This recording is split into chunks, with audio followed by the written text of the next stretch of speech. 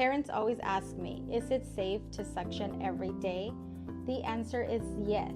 As a pediatric respiratory therapist, I recommend you suction your baby or toddler if they are congested. In the mornings, they tend to produce so much more mucus. Some babies have reflux, and you can suction safely every day. First, you want to use saline. A drop or two will moist their airways and loosen up that mucus.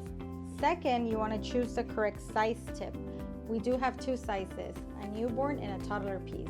It is very important to choose the correct one. 3, choose your level. I always recommend to start with level 1. If that is sufficient, then you can just do a level 1 and increase as needed. It is safe, gentle, and effective in the removal of mucus. Your baby overall will feel much better and will breathe much easier.